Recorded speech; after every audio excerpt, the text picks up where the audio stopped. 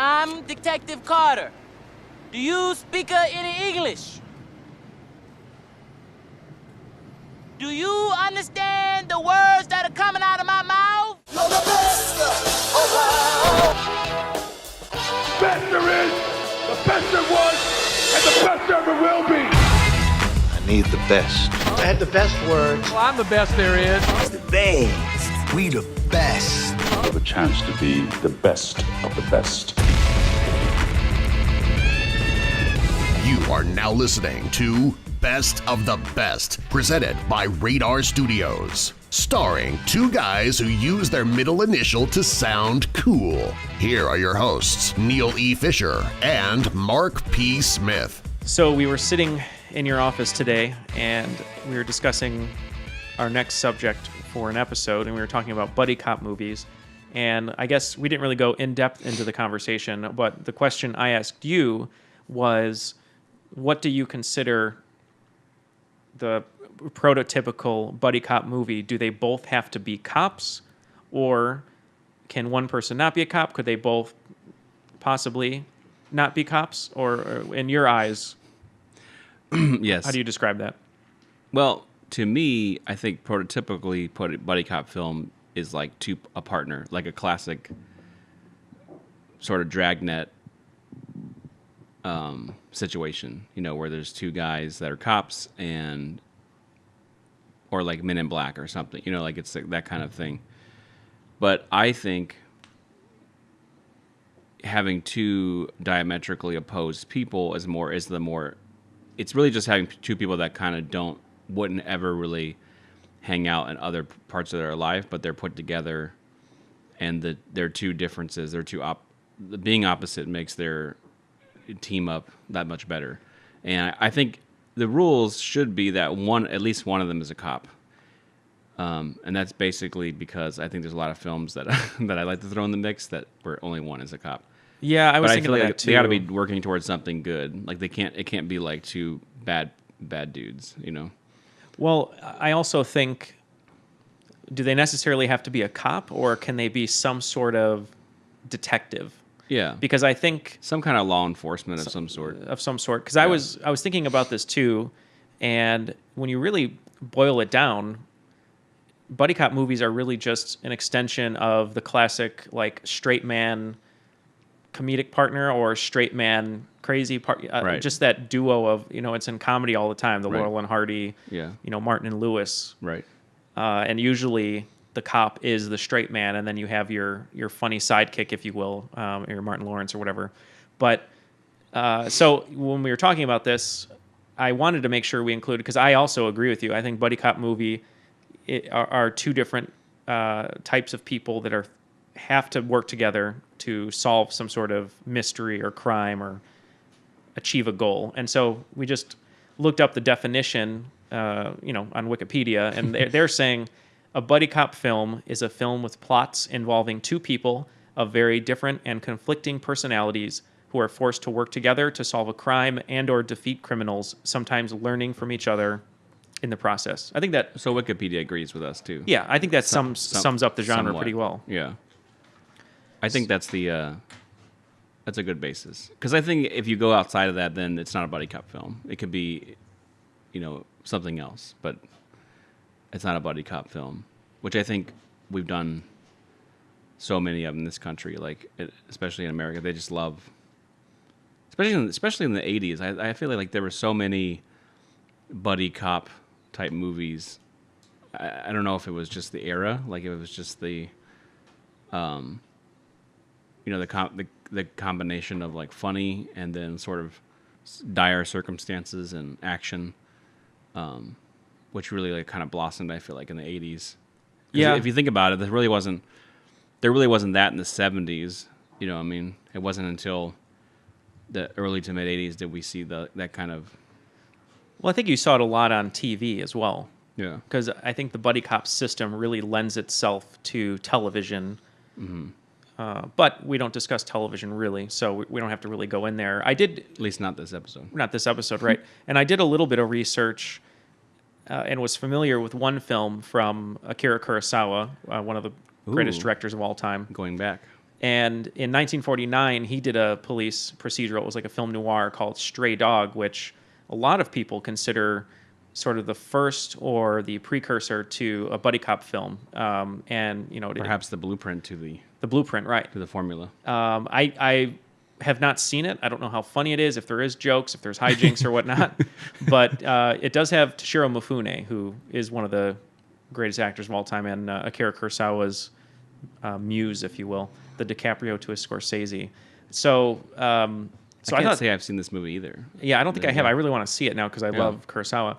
But what I wanted to say to open this discussion up. And if you guys have seen it and you think it's... if you think it's worthy or if good. you think it's pertinent to the buddy cop film, let us know. Yeah, because I'm and sure if not, there's tell us we're full of shit. tell us we're full of it. The one thing I wanted to do to open this discussion, like you just said, buddy cop movies really came into their own in the 80s. I want to say possibly the... I don't even know the right word. Not the Godfather, but the person who... The Dogfather? The Dogfather. Sorry. Come to me on the day of my daughter's wedding. I guess what I want to try to say is not the Godfather, but like the master, I guess, for lack of a better word, the master of the buddy cop genre. I would have to say, without a doubt, is Shane Black. And my reasoning is this: his writing and his characters that he writes fit so perfectly into the buddy cop genre. I mean, most of his movies are buddy cops. Obviously, he wrote Lethal Weapon, which some consider to be the greatest buddy cop film of all time, which we'll get into later. And then just go down the list. You got Last Boy Scout, Bruce Willis and Damon Wayans, Kiss Kiss Bang Bang, Downey Jr. and Val Kilmer, Long Kiss Goodnight, Gina Davis, Samuel Jackson, Last Action Hero, kind of making fun of the cliche of buddy movies, having Arnold have a buddy as a kid who travels with him. Right. Which I was kind of thinking of that today when we were going to go into the episode. I'm like, I guess that is kind of a buddy cop movie. I mean, they are diametrically opposed. One's a kid, and his idol is the guy that he's traveling with. Right. And then you have most recently, which was one of my favorite movies of the year, probably top 5 of 2016, Nice Guys with Ryan Gosling and Russell Crowe. Which he directed, right, along with Kiss Kiss Bang Bang. Right. So it's just funny to me that one man is responsible for a lot of the best buddy cop movies. I don't know if he's figured out like the secret formula or he's made the formula, because like you were saying, in the 80s it started, so maybe that was Lethal Weapon sort of inspiring all these other buddy cops, because once the studios knew that it was successful, right, they always want more and more and more. I didn't realize that Shane Black had written all those films. That's interesting. You make a good point. He could be the I'm just going to say it. He could be the Godfather of... he could be you heard it here first, folks. Eazy-E, they call it Godfather of West Coast gangster rap. And Shane Black could be the Godfather of buddy cop films. Is he the Eazy-E of buddy cop films? Yes. To that. Okay. Using that logic. We got to tweet at him saying this. I think that's true. So a friend of Radar Studios, Larry Fong, is actually shooting his movie Predator that they're shooting right now. Oh, is he directing that? Yeah, Shane Black's directing it. And Wow. he wrote it with one of my favorite 80s directors, Fred Decker, who directed Monster Squad, which Shane Black wrote. So is the Predator film going to be a buddy cop? Going to be a team up? It could be. It's probably going to be like one of those buddy team up movies, which we have to do a podcast on. Is there going to be an Arnold cameo, you think? I don't know. I mean, I think they were saying maybe, but I think he squashed that. But what I'm thinking of, though, is maybe we reach out to Larry and go, hey, can you tell Shane that we said he's the Eazy-E of buddy cop films? He's going to be like, who the hell are they? I have things to shoot. Who are they? Well, let's get into it. You just want to go right into it? I think so. I think we need to throw... You want to throw down? I think there's a lot of films we can go through, so maybe we should just get a taste. To get into the... We should start throwing the some ingredients in this buddy cop film salad. Yeah, that's buddy fine. cop movie salad, excuse me. As per usual, I will defer to you to throw the first punch, fire the first bullet. All right. So right off the top. Okay. I've got a pretty good list here, I think. Your list looks very uniform on your paper. Mine looks Like a I serial wrote killer? it. I was Kevin Spacey in Seven, and I filled up a notebook. Like your Zodiac. Oh yeah, that I'm Zodiac. Yeah. I have a basement. Okay. I'm gonna start off right off the top. I gotta go with 48 Hours, with Nick Nolte and Eddie Murphy. Yes. Directed by Walter Hill. Yep. And it's interesting you bring that one up because that's why I'm glad that we clarified in the opening, because if we didn't say it was just two diametrically opposed characters solving a mystery or a crime or having an end goal where they learn from each other, Right. this wouldn't even be in the mix because Eddie Murphy plays a criminal. Yeah. I love this film so much. We watched it a lot. For some reason, this movie is not child appropriate, but it was playing a lot in my household when I was younger. And of course, you can't beat the Roxanne scene when he's got the headphones on and he's screaming, and he's singing at the top of his lungs, the Police song, Roxanne. Yep. Probably made that song popular too. I'm not sure how popular it was before that because I was a little younger then, but I think nothing better than a cop who wants nothing, who's like a drunk, classic hard-boiled kind of guy who wants nothing to do with this guy Eddie Murphy, but he needs him to solve this case, and under the pressure cooker of doing it in 2 days is, makes for a good film, and it's equally funny. I think there's a lot of great action and sort of dire circumstances too, where you kind of, it's not like another movie where you don't like, if it's too absurd, you kind of don't feel for the characters, or you don't sense there's any kind of danger. But 48 Hours is classic, and I think it definitely deserves to be in the mix. In the consideration. Sure. Yeah, I think what's funny about that one is you do have these characters, you have a criminal in Eddie Murphy, and like you said, Nick Nolte, who's that hard-boiled detective. To clarify, too, I'm talking about the first one. Right, yeah. There's another 48 Hours, which is fine, but I wanted to... so the first 48 Hours, one thing I love about that movie is the fact that they just continually like punch each other and hurt each other during the movie. Right. Which you don't really see in a lot of other buddy cop movies, where it is a sort of a source of comedy or a running joke. I mean, Nice Guys kind of was a throwback and did that similarly. I couldn't say that word. Similarly. But that one, it did it really well. And I like what I like about the dynamic, which you couldn't really do now, I don't think, is that Nick Nolte is certainly a little bit racist too. Like, he would never hang out with a black guy. You could just tell. Like, his character is like, because all he his deals... character or in real life? No, his character. Oh, I was like, man. I'm thinking like all he deals with is like probably like the bad. Like, he sees, like, just like a lot of cops, they see like the bad side of people. Right. And so he's like, he's a little bit like Archie Bunker, So I think that combination is great. I mean, especially like you see that kind of exploited when Eddie Murphy walks into the country western bar, and everyone just like the whole record, like literally like record scratch, and everyone turns around. Is there actually a record scratch? I can't remember. Maybe, I don't know. I don't know. There might be. Okay, I was and just also curious. think about this movie. Eddie Murphy shines in this film, and this is one of his first big movies. This is this is one of his like.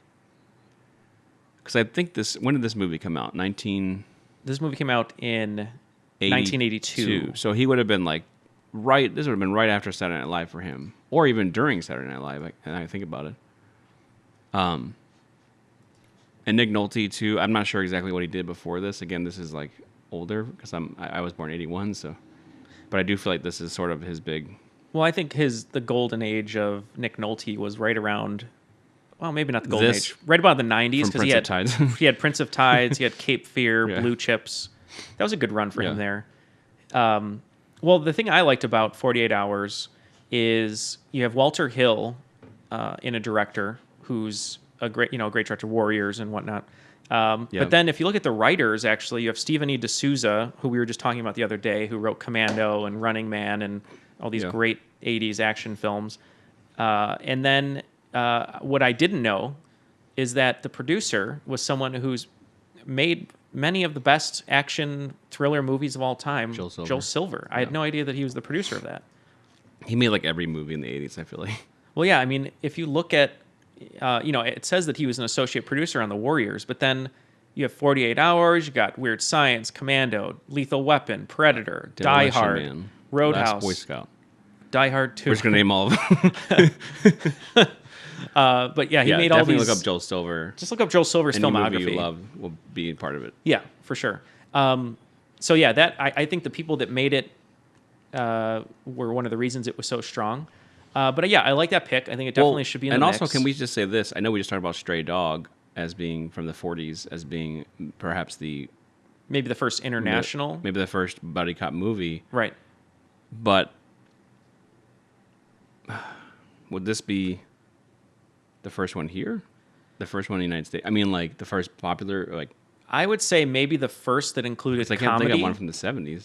Well, do you think 48 Hours was inspired in all? Put this in your brain locker. Do you think it was inspired at all by In the Heat of the Night, which was sort of a racist cop having to deal with a black guy? And what is that, from the early 80s as well? That was 67. Oh, I'm thinking of the TV show with Sidney Poitier.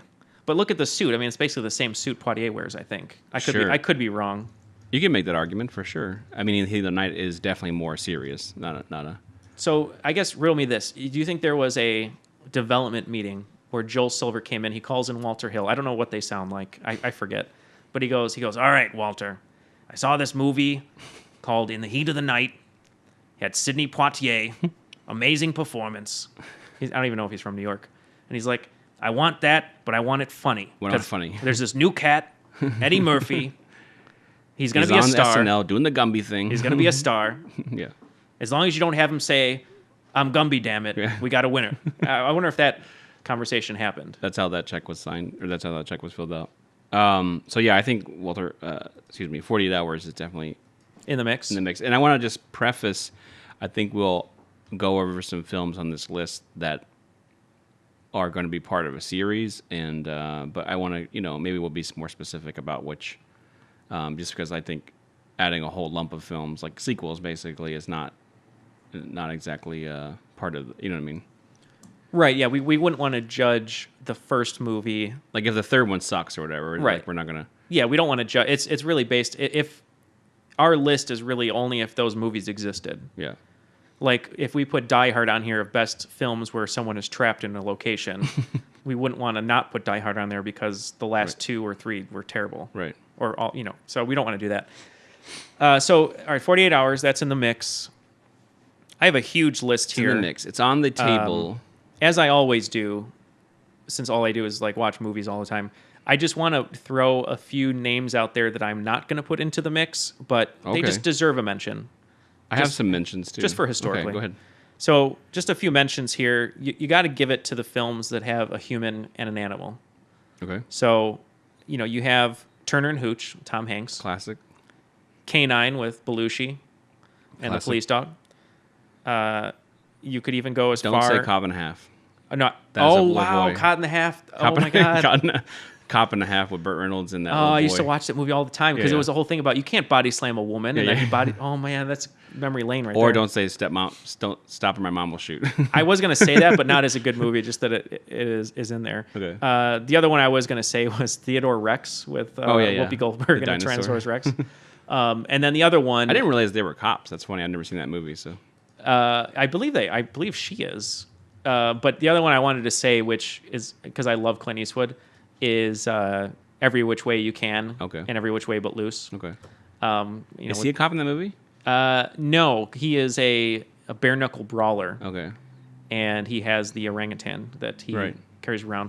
But it's a fun movie. But yeah, look, Theodore Rex, buddy cop science fiction film written and directed by Jonathan Batul, starring Whoopi Goldberg. So this is a bad sign. Is the dinosaur a cop too? Let's see here.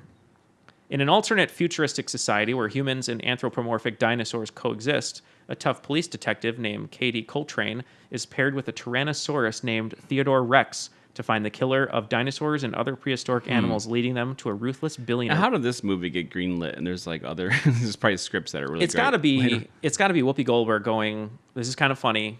And what is this year? And this is 1995, I believe. Yes. Wow. It's got to be Whoopi Goldberg going, yeah, I'll do this movie. Just give me a ton of money. There's just money flowing in Hollywood. Well, you know what, though? I know we're going on a side tangent, though, but what was the TV show? It was Dinosaurs, right? Yeah. I bet this is right around that time, and they wanted to bank on the TV show Dinosaurs, and some guy's like, oh, we got this stupid that was movie. definitely early to mid-90s. Just so you know, if you Wikipedia dinosaurs, you just get dinosaurs in general. Yeah, we can learn about the diverse group. Yeah, 1994, so it's 1 year after. Wow. So yeah, it's totally that. But this is a bad sign. If the director and the writer on Wikipedia does not have a link to his profile, he must never have worked again in Hollywood. But no offense to him, I'm sure he's working. We'll look it up. So yeah, so those are just a few funny ones. And actually, to go on Clint Eastwood, I don't want to put it in the mix, but it does have a soft spot in my soft spot in my heart. Is The Enforcer, which is the third film in the Dirty Harry series, where he's paired with Tyne Daly. Okay. And there's just a whole bunch of sexism and Because typically Dirty Harry is he's a lonesome. well, no, he always has a partner, but they always end up dead or hurt. Okay. And so that's sort of like his, the story that precedes him is that anyone who partners with him is something bad's going to happen to them. But that one was a funny one because it was a female detective, and they had this great banter back and forth because he was rough around the edges, a little bit some real good sexist. sexism jokes. Oh in yeah, there. it's a sexism treat if that's your thing. Get off my lawn, Get off my lawn, you woman. so I know what your next thing that's going to go in the mix is, and Can I mention a few? That oh yeah, I feel give me like yours, and then I'll These are like again what I think what you had just mentioned. Not necessarily I want to throw in the mix. I don't know if these are considered considerations for the top 5, and then subsequently the best of the best. But what I will say is I think they're worth mentioning. And but if you disagree in terms of if you think they should be in the mix, then you tell me. But I got a few here I think that are worth. Okay, worth throw them at me, and I was doing research, and I was kind of thinking these are interesting picks. I have my first submission for the mix locked and loaded. So Now, I love the movie Beverly Hills Cop 2. I desperately wanted to throw it. I like Beverly Hills Cop 1 too, or 1 as well, but Beverly Hills Cop 2 because of my affinity for Tony Scott, and I think it's such a good. It takes the serious up a little notch in the action up more so than the Martin Brest Beverly Hills Cop 1. But I don't think I can throw in the buddy cop movies. I don't think you can either. It's debatable, but I was just because I was thinking is Rosewood and Taggart, is that his name? Judge Reinhold and the other guy, would they be considered? Because there is an element of these guys are supposed to work with him, but he doesn't really do it. So I just want to put it out there. You guys debate about it if that's a buddy cop film or not. I've seen it on a few buddy cop lists, and the name of their characters are Billy Rosewood and Sergeant Taggart. But I've seen it on a few lists, and I have a really weird, not problem with it. I question it because it's really a solo movie, right? And then he kind of gets the help of these cops. I think that too. But I just wanted to throw it out there because I feel like the best buddy cop movies, pretty much from the beginning, they meet. They have a meet cute or whatever, and then they sort of hate each other, and then going into Act 2, but then they need each other. But Beverly Hills Cop, I feel like he was pretty solo the whole time because they were chasing him, and then in the climax they needed him or each other. Yeah. So here's a couple I'm just gonna throw out there too. While you're looking, I will say the man who directed Theodore Rex, we looked up his name, and his name is Jonathan Batul. But anyway, his other claim to fame is he wrote The Last Starfighter, which is a fun movie. Okay. So I'll give him that. He hasn't done much, though. He needs to work on his Wikipedia link then. He does. I mean, maybe he went into hiding after Theodore Rex. So here's 2 movies that have a lot to do with each other, both thematically and the people that made them. Okay. End of Watch, which is directed by David Ayer, I believe written by him as well. I believe so too. Yeah. But that has Michael Pena and Gyllenhaal. Thank you. And then Training Day, also a LA cop film. You ever had your shit back then? I would technically call these buddy cop films, but they're more dark. They're a little more they don't have a lot of the humor that I feel like the buddy cop film. I just wanted to put it again. I wanted to be a little bit controversial. Yeah, and I'm not throwing them in the mix. I just want to throw them in the conversation. Yeah, I think you guys should tweet at us and send us emails. There is a lot of humor in Training Day. If you watch End of Watch, it's pretty not. It's not humorless, but it's not. But Training Day, I think there are some scenes that are pretty ridiculous because Denzel is so good in that. Anyway, David Ayer wrote that one. Antoine Fuqua directed that one. Yeah, But Ayer wrote End of Watch too. here's another one that's might throw you. Seven. Right. Yep. Is Seven a buddy cop film? I don't know. They are very opposed. Well, they're very opposed. It's not a funny movie. It's not a funny movie. They are very opposed. I don't. Oh, see, Me this and is Brad Pitt solving the crime. solving the crime. I'll be around. Um, So I think what we're saying is sloth, if there's no humor, gluttony. then it's Right. not going to be in the mix. Yeah, I would agree with that because typically, if someone But they are two cops. I'm just saying, like, I'm not throwing in the mix. I'm just saying they're two cops. they are two cops, They're both opposite in many ways. but think about this though. If I were just to say any movie, any drama that had a cop or action movie, horror movie, not including comedies or buddy cop movies, if there were just two cops, they're always going to be two characters that are so different. Because there's so many movies that we could talk about that have characters that are different. Because every movie does. Because you need that conflict in every scene. You need the back and forth. Now, what about this movie? Okay. Can I throw this out there real quick? So I don't want to go too far on a tangent with this. I want to get back into the mix. Okay, because we only have 48 hours in the mix. That's true. Sorry. Real quick. Real quick. Die Hard with a Vengeance.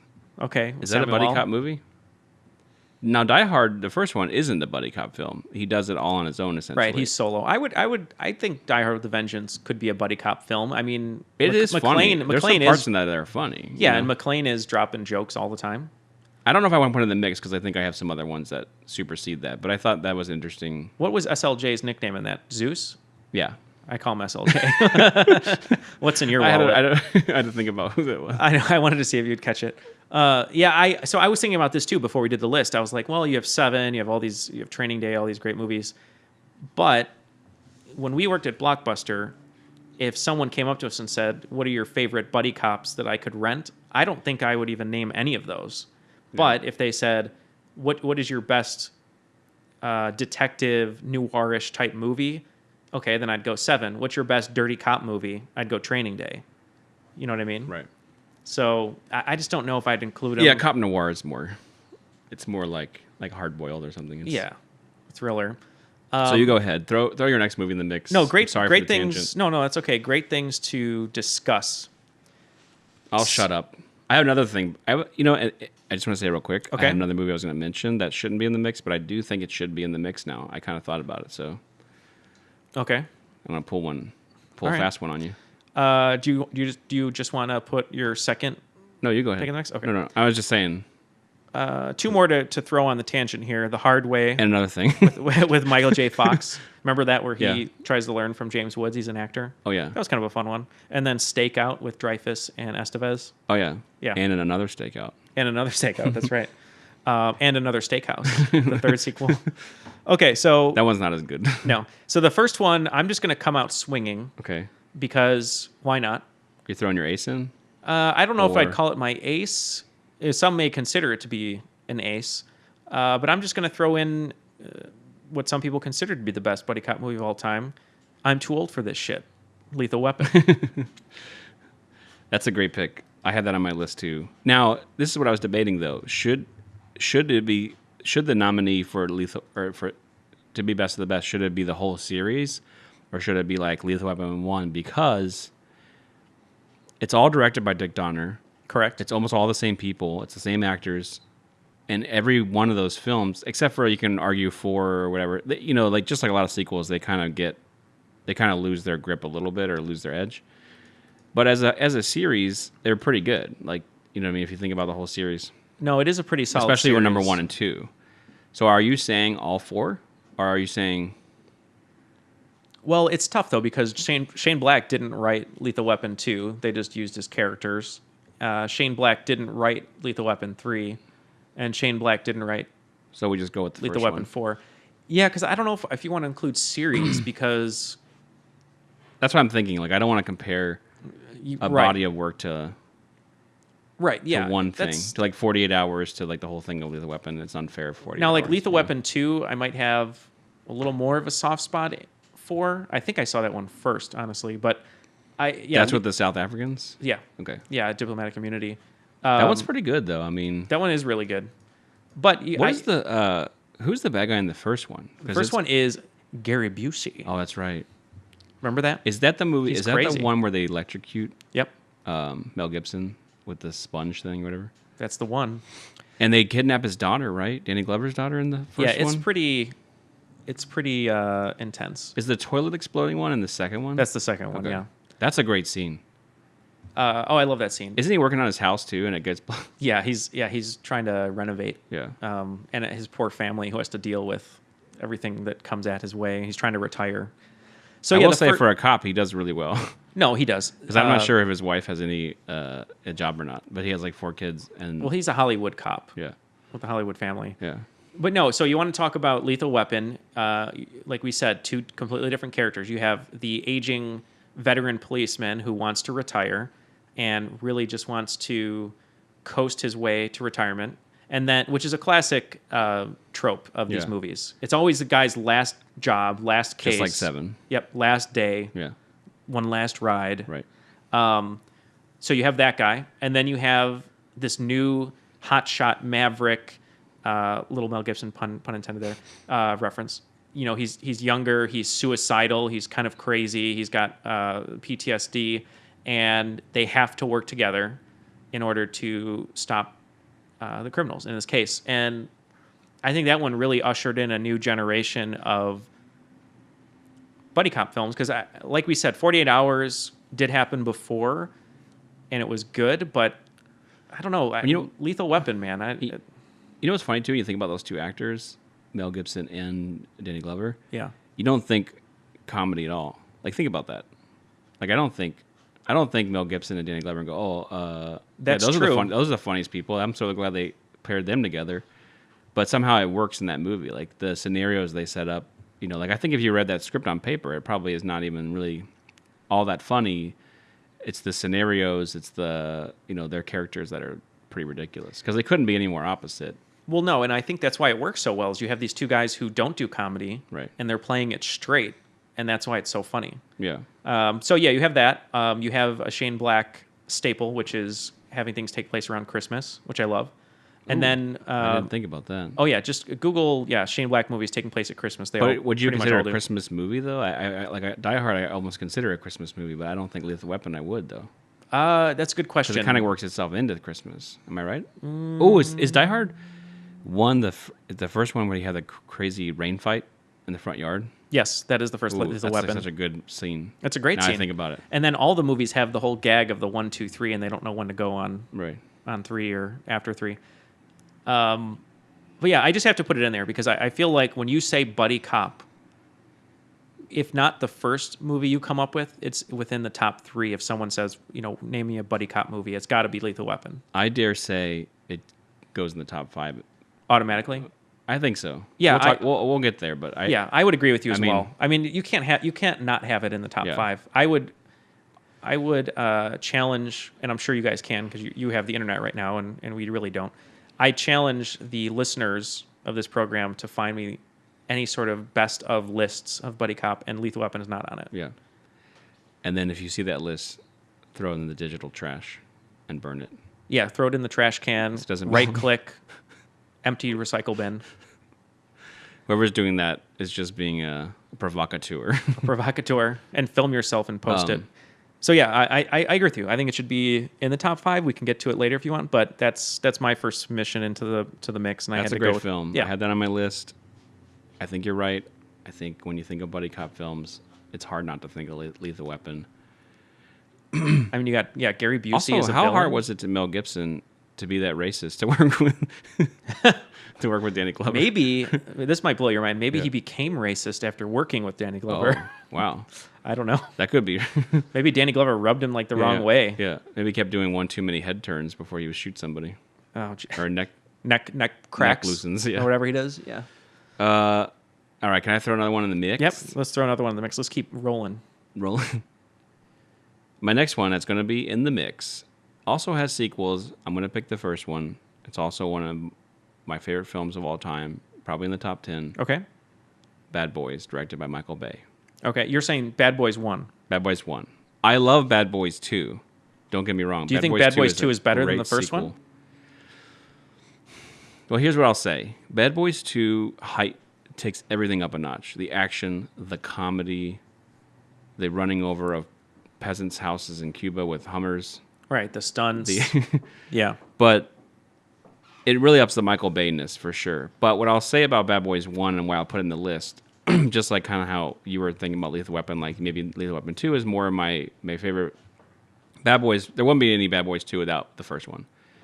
And to me, for all the Michael Bay haters out there, and I'm not saying I love everything that Michael Bay does, I think he's actually a pretty good filmmaker, and I think I think he has his tropes, like the close-ups of women's asses, and he's very racist and sexist. Right, the sort of portrayals of people. circular slow motion tracking shots from low angle. But Bad Boys 1 is all the best things you want in a buddy cop film, and I think then some. Like Lethal Weapon, it ups the action, it ups the funny. Mm-hmm. I think Bad Boys 1, his first feature film debut, takes that to a whole another level, in my opinion, and with really great style too. You know, coming from a commercial and music video background, he's all about style. Camera moves. I think like you go back and watch that movie now, it definitely seems a little dated just because it's a 90s movie, but it's still so fun. Like that whole explosion at the end, it was insane with the airport hangar. But Martin Lawrence and Will Smith, such a great pair up. No, they work really well together. You know, they have great chemistry.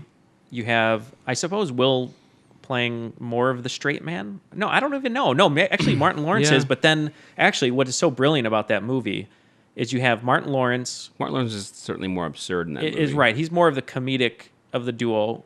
I'm sorry. He actually kind of plays the straight man in the movie. Yeah. But Will Smith plays like the ladies' man. I'm smooth or whatever. But what the film Mike Lowry. What Mike does, no one messes with Mike Lowry. What Will Smith does so brilliantly, though, or not Will Smith, but the movie, is that Martin Lawrence has to pretend to be Will Smith. Right. And then he becomes the comedic foil. Yeah. And then Will Smith has to become the straight man. Right. Which is such a great thing to write in a movie that with these characters you've never seen before either. Like, and that's the other thing. What I mean? Like, you didn't have preconceived notions other than he was Fresh Prince and rapped a little bit. But yeah, and really, I think that was one of his first big movies. And I think I was reading something before, they were saying that it was a huge gamble, actually, because everyone thinks of Will Smith as like this big box office draw. But at the time, he had never been in a big budget film of any type. No, I mean, he was in 6 Degrees of Separation, which is definitely a departure for him. And that was like his first movie. I believe he was gay in that movie, right? Yeah. Which, I mean, think about that now. If a famous rapper, at that time he was a rapper, obviously, one of his first big roles, he played a gay character. Yeah. I feel like it's pretty interesting. That is an interesting move, and I feel like his fan base might give him shit about it. Like, what if Eminem, his first movie wasn't 8 Mile, but he played like a sensitive gay character? Right. Yeah. What would happen? I mean, they would tear him to shreds. Yeah. Which unjustly, but. No, I agree. It probably was a gamble. I mean, you have this guy who was just in a drama/comedy, and you have him headlining this movie with Martin Lawrence, like a credible stand-up. And what I like about this movie too, what I love about, like, I'm a big Tony Scott fan, and I think Michael Bay basically took all the best things that Tony Scott did in his films and applied it to this. And I think this. You can tell in this film because stylistically it looks like more like a Tony Scott movie, whereas when you look at Bad Boys 2, that's more looks Michael Bay more movie. like Transformers or any of the sort of modern. But I think people give Michael Bay a lot of crap, and I think rightfully so a lot of times. But this movie, The Rock, it's stripped down. Bad Boys 2, are so entertaining.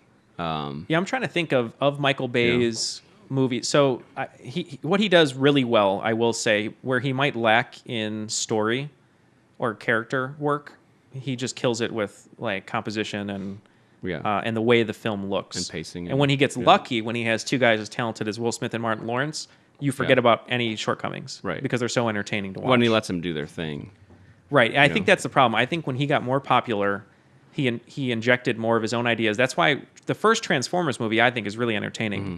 But then once it was a success, if you go 2, 3, 4, I feel like he starts injecting his sense of humor, which sucks because he Right. thinks he's funny and everyone Right. tells him he's funny. Right. And that's when they become more racist and not as funny. So I was just going to say here, though, if you look at Michael Bay's filmography, I'm just going to roll through it really quick. Bad Boys, The Rock, Armageddon, Pearl Harbor, Bad Boys 2, The Island, Transformers, all of them, Pain and Gain, and 13 Hours, Secret Soldiers of Benghazi. Think about Bad Boys into The Rock. Those are two great movies. Yeah. He stayed in his lane almost. The Rock, he kind of went out a little bit. Then Armageddon just goes completely nuts. Yeah. With the over-the-top aspect of it.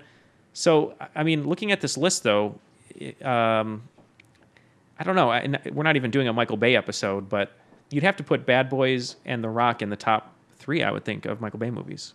Oh, for sure. Yeah. For sure. That might be my 2 and 1 right there. I mean, Yeah, but I will Rock is say so good. about the Bad Boys. You have a catchy song. we're talking about the Sean Penn movie, right? Yeah, the Bad Boys. Okay. I forget Michael Imperioli is JoJo. The Bad Boys. Hey guys, I have this new script. It's called The Bad Boys. It's not the same as Bad Boys. It's about two streetwise It's cops The Bad Boys. who wisecracked with each other on the case, and they get yelled at by their lieutenant, played by Joe Pantoliano. The theme song goes, The Bad Boys, The Bad Boys. We're still working through it, but Yeah, no, I think that's definitely in the mix. I was just going to say, I forget Michael Imperioli is JoJo in that movie, a young Michael Imperioli. Joe. You better listen to him, JoJo. Tire Man. All right, so yeah, that's in the mix. We got 48 Hours, we got Lethal Weapon, Bad Boys. Yep, right? in the mix. In the mix. It's funny, actually, 48 Hours, if you think about it. Oh, no, I'm sorry. They're both cops in Lethal Weapon. Sorry, I won't make that reference. Okay, so we have those ones in the mix. I am going to put... Man, this is a tough one because there's so many Shane Black ones I want to include in here. Another Martin Lawrence one. You're I a will real not... blackhead. I'm a real blackhead. Hope I don't get popped. So, Blue Streak. It's a great Martin Lawrence movie with Luke Wilson. Yep. What's the catchphrase in that? Bleed at. Yeah. Right? Believe that. Bleed at. Yeah. Okay. Oh, yeah, that's right. And he makes Owen Wilson say it, and it sounds so stupid. He's like, believe that. Okay. Wilson. Man, here's... I'm trying to decide what direction I want to go in, and I want to change things up, but... Oh, man, this is a tough one off my list here. All right, throw it this in the one mix. has a soft spot in my heart. It's one of my favorite movies I used to watch when I was younger. It is written by Shane Black, and it is directed by your boy, Tony Scott, The Last Boy Scout. Ooh, good one. One of my favorite buddy cop movie pairings. You have Damon Wayans. Very who's much this underrated film. Very, very underrated. Yeah. I will agree with you on that 100%. Very underrated. That opening scene alone. Oh, it's so great. Billy Blanks. Yeah. Ain't life a bitch? Crazy. Bang. Bang. Shoots himself in the end zone. Think about that opening image. Tony Scott shot. Tony Scott shot. If you're watching a football game, it's pouring rain, and a running back takes out a gun and shoots people in his way. Yeah. How crazy would that be? That would be insane. Would they cut off the transmission? You think they'd have to, right? Yeah. But it would be They could somewhere. show murder on Some guy live would TV. leak it though to YouTube nowadays. Yeah. But all right, so crazy opening. You have Bruce Willis basically playing a drunker, more low life version of John McClane. Yeah.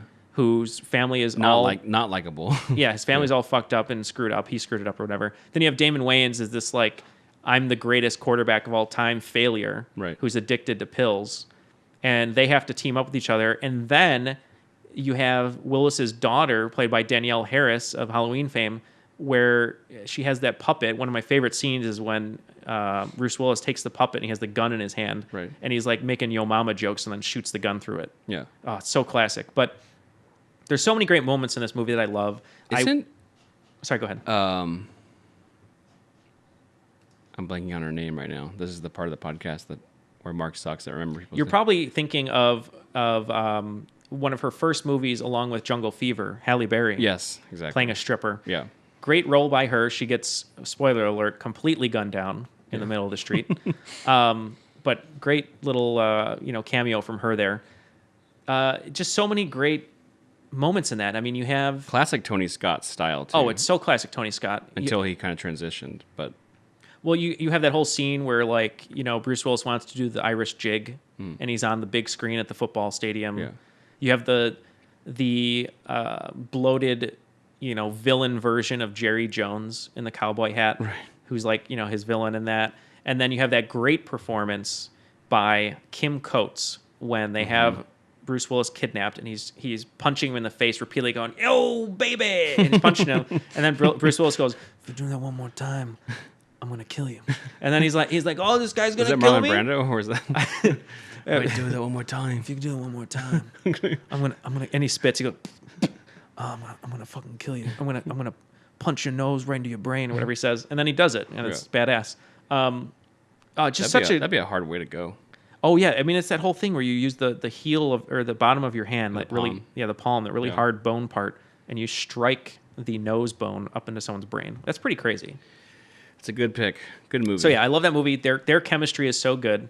And here's the other thing too. The other element that I love about it before we move on, Bruce Willis, his favorite football player was Damon Wayans. So you have this guy who's a failure, who's a fuck up. His family doesn't love him anymore. His daughter's pissed at him all the time, right? Wife's cheating on him with his old partner, the 5-finger discount. Right. One of my other favorite lines, tangent, is he goes, "Oh, what do you mean you're sleeping with my wife? You said it was an accident. What did you, like, walk across the floor, trip, and your dick fell on my wife?" That's one of my favorite lines ever. But you have Bruce Willis, who's a fuck up, Damon Wayans, who's a fuck up, right? Bruce Willis, that's his favorite quarterback before he gave up on sports because of all the drugs and the steroids. Right. So he loved Damon Wayans, but then now he sees Damon Wayans as a shell of a man, probably how his family sees him, and these two guys have to work together. Yeah.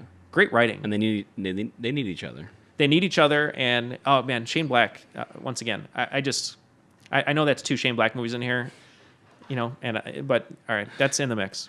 Go ahead, Mark. What do you got? So my next film, and I'll try to quicken this up a little bit. My next film that has to be in the mix. Is it Collision Course with Jay Leno and Pat Morita? Nope. Okay, that was a long shot. Have you ever seen that movie? No. I've seen the poster though, where they look back to back. It's a whirlwind. Let's just say that. Me and Pat Morita don't know about a cop film, man. Wax on. That's not even the same movie. I don't know why I said that. The next movie that's in the mix is Running Scared. Right. Directed by Peter Hyams. It stars Billy Crystal and Gregory Hines. Chicago. Takes place in Chicago. I would dare say it's the greatest Chicago film. Because I'm going to say it's the greatest Chicago film, in my opinion, because it is a Chicago movie, unlike the Ferris Bueller or John Hughes universe. Oh, because it's in a fake town like Shermer? Well, like John Hughes, the universe is usually like North Shore or something. It is a suburb of Chicago.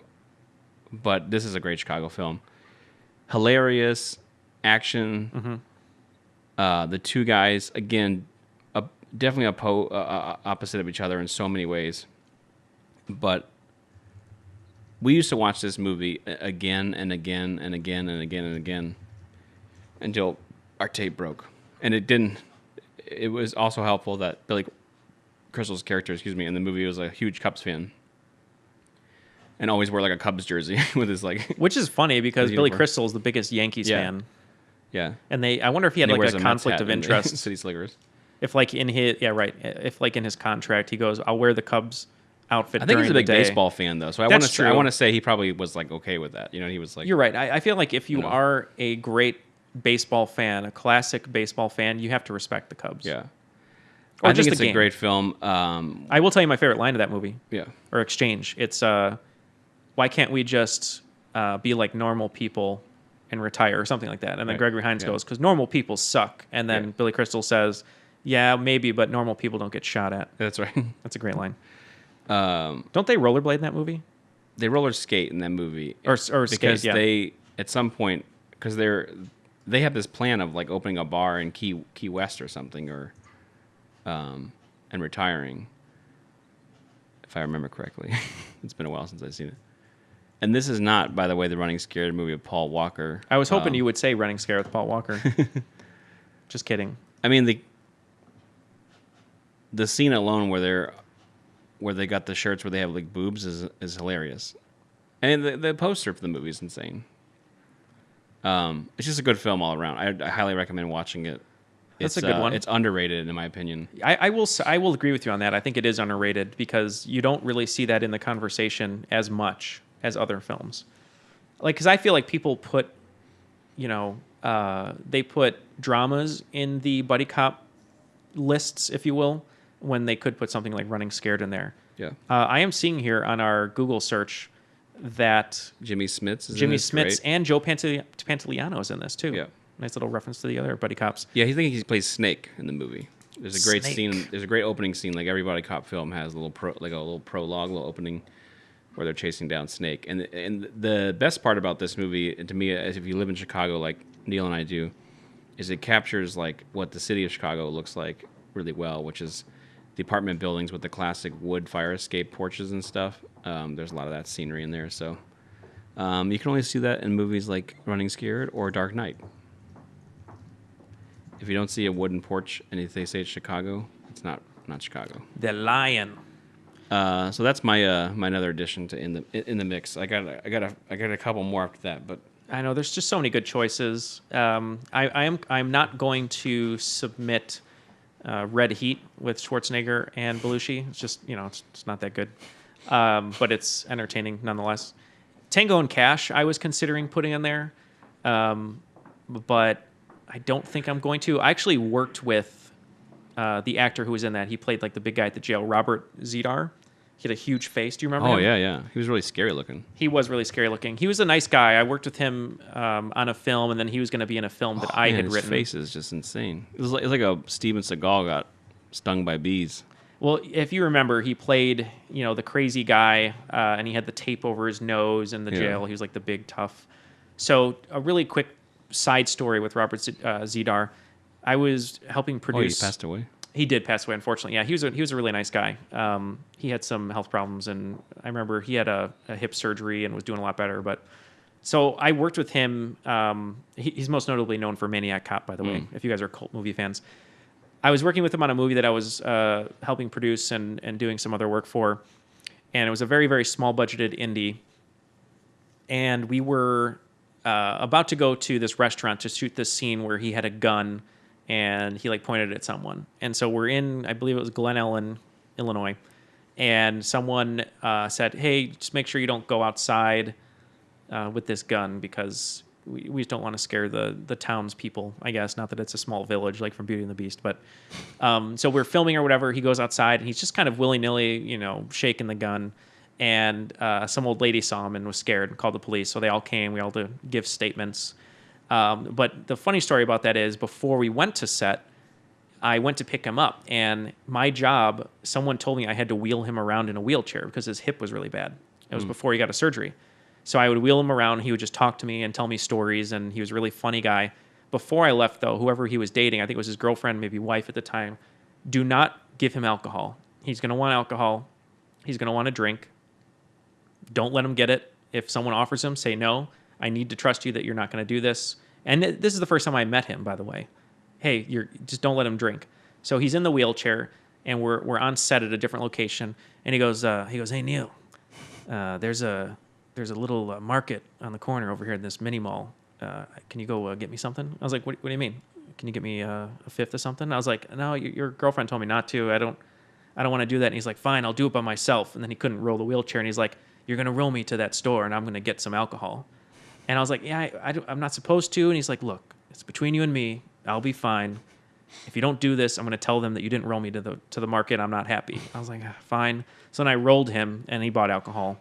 But he was cool. He didn't tell anyone. He didn't rat me out. And then he died the next day. And then he died. So I'm responsible. Good job. No, yeah. So he was a really cool guy. But I wanted to. I think it's maybe not.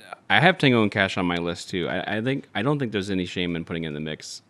Well, you have Kurt Russell and Stallone. The dialogue. They are two police officers. Right. The dialogue is a little left to be desired, though. I mean, Stallone doesn't necessarily deliver it. They did come up with the word not Fugazi, but Fubar. Remember? Oh my God, that's right. This is the source of Fubar, where it came from. Is that true? As true? I understand. Yeah, look it up. Fubar is from Tango and Cash. Clint Howard has a great weirdo role in that movie, as he always does. Well, best scene is when they have to escape off the electrical wires and they use the belt. Oh, that's that's true. And don't they have to wait or something for the power to go off or something, and then they. I can't remember. Yeah. Anyway. The one scene I always remember is when they're in the shower together, and Kurt Russell drops the soap, and he's like going to get it, and Stallone's like, hey, and he's like, hey, well, come on, I'm just getting soap, and then he goes, don't flatter yourself, and he like looks at his dick, and he goes, Pee-wee. Yeah. That's always a classic scene. I don't know if I want to include it. It is a fun movie. I'll let you include it. But my next submission into the mix, I'm going to go a little off kilter here. Okay? I like how you told that whole story about that guy, but didn't even put Tango and Cash. It is a fun story. I'm going to tell you a story about how I changed a tire. I changed a tire, but I'm not going to go any further with this. I'm having a struggle here deciding which one to do, but I'm going to include a comedy, a straight comedy. Okay? Okay. Not action. I mean, there is action, but I think you would consider it comedy first, then action, not like Lethal Weapon or Bad Boys, where it's action comedy. Okay. So, and I'm toying with, I'm going to let you decide. Okay? I think... Give me something good. I'm a big fan of the first 21 Jump Street. I think it is so good. I remember when I saw it, I loved it when it came out, and I also love Starsky and Hutch. I think that's underrated, too. The movie. Okay. Owen Wilson and Ben Stiller. So many good moments in that movie. Remember that movie I said that I wasn't going to put in the mix? Do it. But now I decided to put in the mix? Do it. Which one? 21 Jump Street. Really? Yeah, I agree with you. I really love that movie. I mean, you take Channing Tatum, who at that time had done a lot of rom-coms and, G.I. Joe, Rise of the Cobra or whatever. And I didn't even like him. I'm going to be completely honest with you. When I saw him in a bunch of stuff, I'm like, this guy sucks. He was okay in Step Up. He seems like a douchebag. Yeah. But then when he was in 21 Jump Street, he made fun of himself. Yeah. I loved him. And then I loved Jonah Hill. And then when he made his transformation as being the geeky guy. Yeah. And it was such a great... It's a funny movie. It's really funny. It was such a great commentary on modern society. Cops. Right. And it makes fun of the genre, first of all. Yeah. It makes fun of like millennials and kids, which was great. Yeah. Like when he punches the kid in the face, it's like, can't believe you punched that kid because he was gay or whatever. Right. Gay and black. That's right. And the principal goes, the kid was gay and black. That's right. You really hit the jackpot. It is a good modern day buddy cop film. It is. And it's self-referential. Self-referential, which I think is sort of the norm now. I mean, ever since Starsky and Hutch and some of those other ones, I think that's sort of the thing to do. Johnny Depp has a cameo. Johnny Depp has a cameo. Ice Cube is hilarious. Yeah. It's a great cast. Stop bothering Korean Jesus. He's got Korean shit to deal with. Oh God, yeah. So I really like it. I will agree with you. I'm going to put 21 Jump Street in there. I do love Starsky and Hutch, so I probably will take it out of the mix. Great movie though, and it's just one of those movies where I watch every time and it still makes me laugh. But yeah, I'm going to put 21 Jump Street in the mix. I agree with that. That was going to be my next in the mix pick. Well, that's good. At least we're on the same page. Entry. But yeah, no, that's such a fun movie. It was. I had it on the outside, and I had it in my grouping of movies. I was talking to you about like End of Watch and Training Day and Die Hard. Yeah, sort of controversial picks. And then I said, no, that's really a buddy cop film. So, but I'm with you. It's more comedy than it is action. You're not watching that movie for like stunt pieces and no. Although and if anything, they're funny. Well, no, the whole funny sequences when they take the drug. Yeah. And those directors are great. I mean, they did Lego Movie, and now they're doing Han Solo, but they do a really great job of not only making fun of the genre, creating new things in the genre, but then just making it super, super funny. Yeah. And then Brie Larson, right before she wins her Oscar. Oh, that's right. Playing the ingenue. My last movie to be in the mix. How many have you put in the mix, though? I don't even think we've put in 5, have we? 5 each? What have you put in? You put in Bad Boys, you put in 48 Hours. Yeah. What else did you put in? Bad Boys, 48 Hours, Running Scared. I've done Running 3. Scared, so that's 3. I've done Lethal Weapon, I've done Last Boy Scout, and I've done 21 Jump Street. Right. So let's do these last 2, or I guess it would be 4, but we'll move through them pretty quick. Doesn't necessarily have to be 4. Shout out to Shanghai Noon. I don't know why. Well, real quick before I give you my last pick, you said something about Rush Hour too, and I wouldn't know if that was going to be in the mix. I think we should put that in the mix. I was thinking about it. Think of it this way: so it's been a while since it came out, and the year it came out was 1998. So it was right a year before I graduated from grammar school. I remember we talked about this on the episode of Sex Comedies with American Pie, kind of revitalizing the sex comedy genre. But remember how popular Rush Hour was when it came out? Oh man, You had huge film. Yeah, you had a guy. It's probably still on the top. I don't know. I would guess it's probably on the top 25 like highest grossing movies or something. Yeah. It's such an international film too.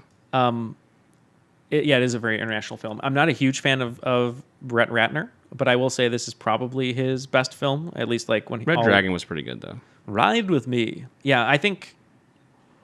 I mean, Yeah, I that's true. certainly know him from this movie. I certainly remember him as this movie, but I feel like everything was firing on all cylinders with this one, but just remember how popular it was. Like Chris Tucker came, other than Friday. I mean, his performance is great, and then you have this Jackie. is a breakout movie for sure. Breakout movie, and then Jackie Chan, who doesn't speak English super well. I heard that he, the way he would like rehearse lines for this movie is he would like need them read to him, and then he'd repeat them. But Right. that whole like language barrier, racial barrier, Right. and Always makes for good comedy. always makes for good comedy. And then the athletic barrier, like Chris Tucker didn't know what he was doing. He acted like he knew it, but then Jackie Chan was like kicking everyone's ass. I'm going to admit something right now. Okay. I've never seen this movie. You've never seen Rush Hour? No. Oh, man, really?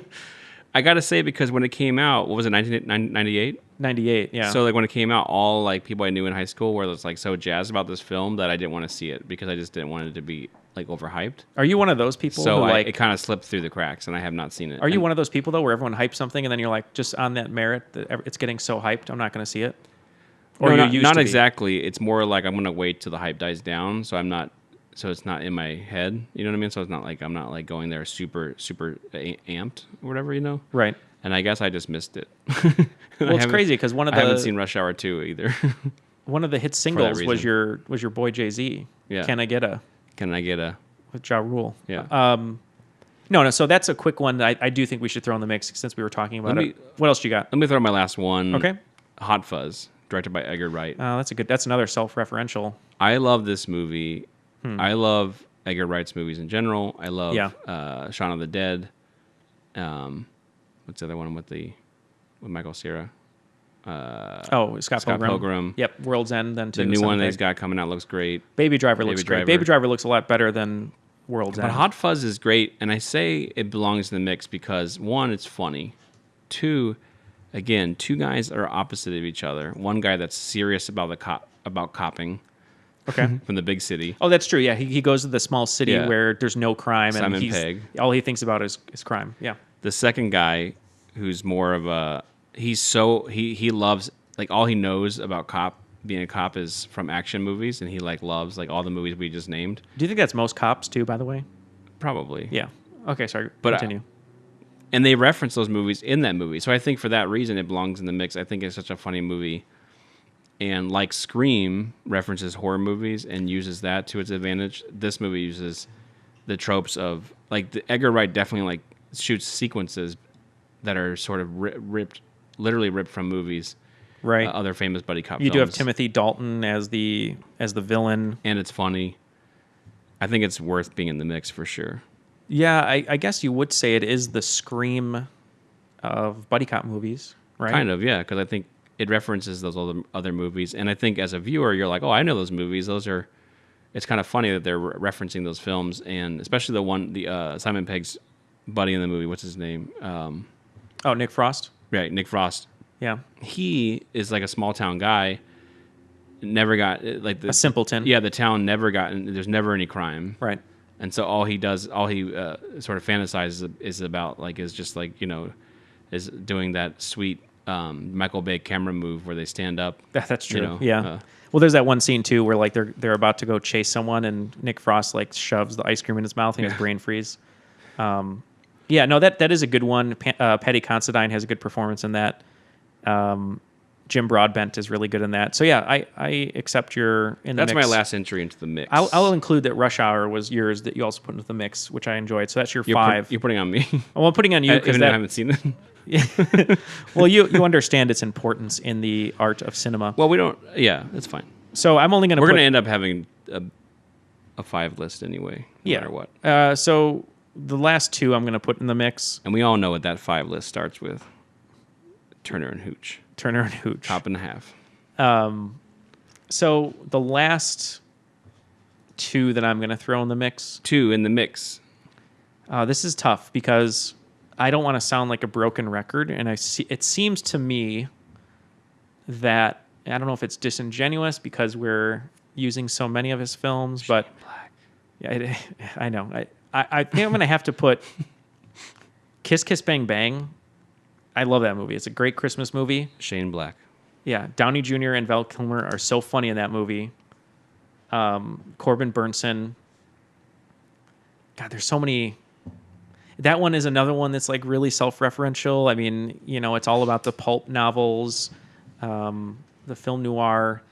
Oh man, it's not your typical like buddy cops going on. I guess they are kind of going on an adventure, but it's a great movie though. I have to put it in the mix. And you've seen this movie though, right? Yeah. It's been a while, but I've seen it. Yeah. I guess it's more of a neo-noir in a way. And the buddy cop is really just that they're two. Man, this might have been the last good movie that Val Kilmer was in. Yeah, 2005. Yeah, you're not far off.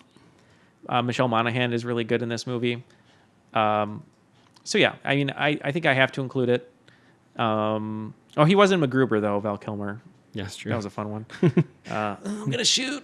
I'm gonna shoot. That's like the second podcast now where I make that noise. I'm sure people love it. Yeah. Sorry. So yeah, Kiss Kiss Bang Bang. I have to include, and I guess if we want to put one more in there, I don't know if I want to. I don't know if I can. Let's get to it. Let's just. You know what? Screw it. Yeah. Let's just go for our top 5. We're gonna deliberate now. We're going to deliberate, Off and mic. when our movie trailer guy announces number 5, you will know what starts our list, because we want to leave a little mystery to it. I know we didn't include The Heat, which is 2 female detectives. I respect that they did it. I did not like that movie. Me neither. I didn't think it was funny. I actually like the director too, but I like didn't think Paul it was funny. Feig, yeah, but I just thought it was a miss for me on that one. A little trying too hard, I think. I think they definitely tried too hard, for sure. All right, so I guess it is time for us. Oh, another little nice reference, Bone Cop, Bad Cop, which is a Canadian buddy cop movie about a cop from the Quebec side who speaks French and a cop from another part of Canada. That's the word bone cop. Yeah, and so they argue about stuff. Sweet. All right, let's deliberate. And now it's time to announce the best of the best. All right, so we just deliberated. It was a hard-fought deliberation. And we did decide on picking a number 6 and number 7, our off-the-bench picks, the Tony Kukoc, Ron Harper picks, as we have so called them in previous episodes. So, Mark, what is number 6? Well, this was tough. Or 7, I should say. This is actually one of the tougher lists we've made because they're all fun thus far. So, but what we wanted to do with, real quickly, we wanted to just mention, honorable mention, or like Neal said, sorry, I just gave it away. Rush Hour and Running Scared. Rush Hour and Running Scared. It was yes. hard to keep them off the list. Unfortunately, they're not going to be in the top 5, but they definitely are important members of the championship squad known as Best Buddy Cop Movies. Yeah, they're in your 7 that you want to bring to the big game. Yeah.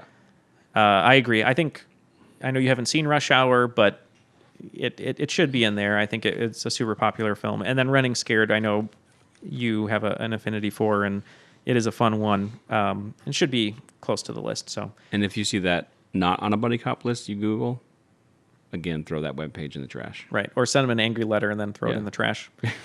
All right, so I guess let's cue our movie trailer guy for our list.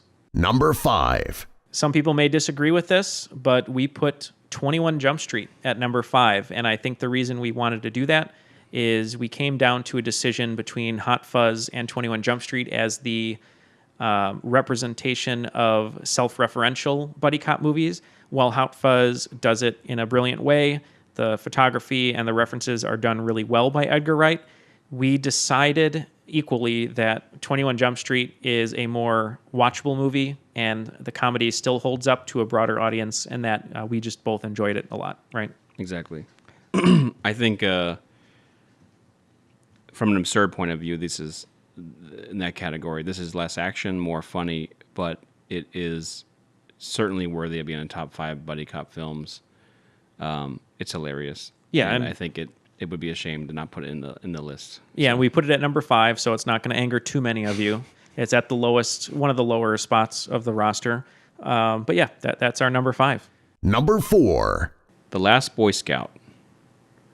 Neal and I both have this on our lists, and it's definitely Tony Scott hitting his stride in his early works, stylistically, especially in that it's a dark film, gritty. And it starts off with the guy killing people, and then shooting himself. But it's hilarious. Damon Wayans and Bruce Willis, as we've mentioned before, are great in this movie. Diametrically opposed in so many ways. Broken men that need each other and meet each other at the right point, right in time. Written by Shane Black, who we said was possibly the Godfather or the Eazy-E of buddy cop films. Yep. So it definitely belongs in the top list. So we have it at number 4. Yeah, I agree. I haven't actually watched it in a little bit, but every time it's on, I love seeing Bruce Willis do the Irish jig at the end. I think the chemistry between Damon Wayans and Bruce Willis is really good. One of Damon Wayans' best performances. And then you get Halle Berry in one of her first roles in a nice little cameo. And it kind of brings you a little bit of an enjoyment just knowing how great of an actress she's going to turn into, and that Oscar-winning actresses can do action movies or comedies earlier in their career. Number 3. 48 Hours.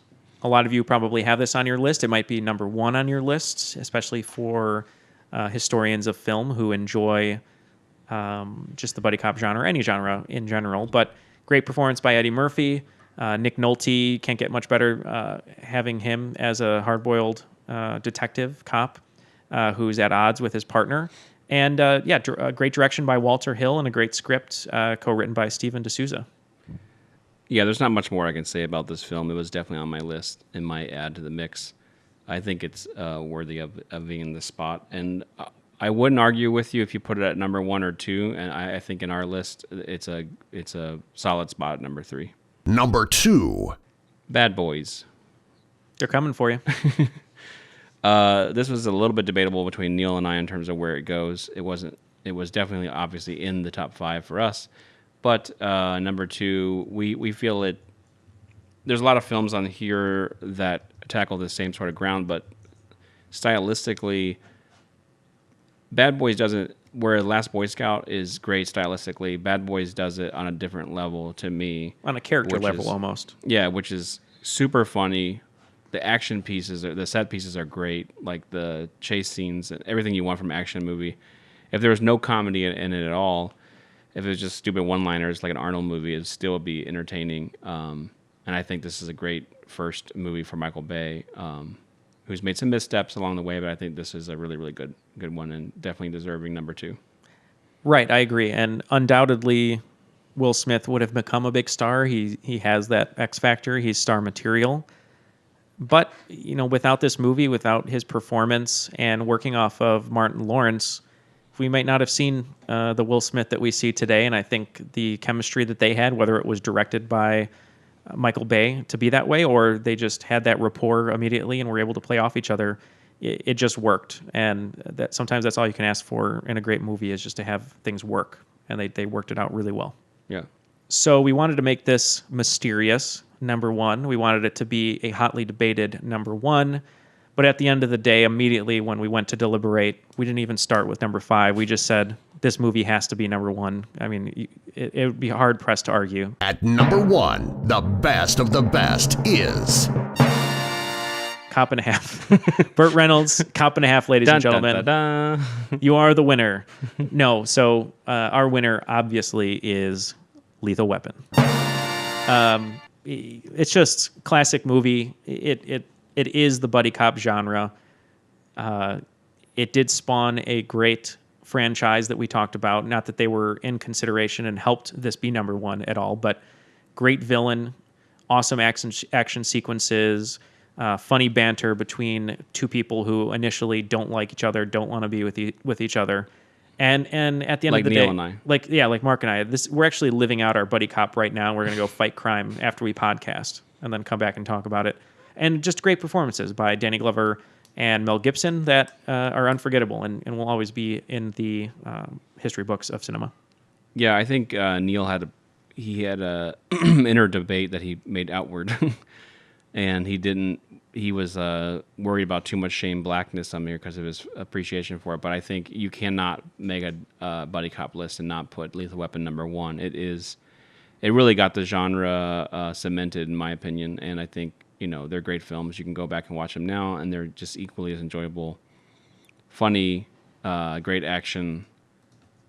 Everything you want from a buddy cop film. So I think hats off to Lethal Weapon, and the whole series is great. We're specifically talking about Lethal Weapon 1, but series as a whole is great. And Dick Donner, who's directed a lot of great films, Superman and Goonies and what have you, great one. So I think it's #1 with a bullet.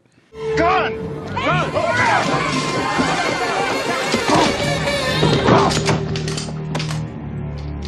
Raj, meet your new partner. I'm too old for this shit. Awesome. Thanks, guys. All right, guys. Thanks for listening. See you next time. Thanks for listening.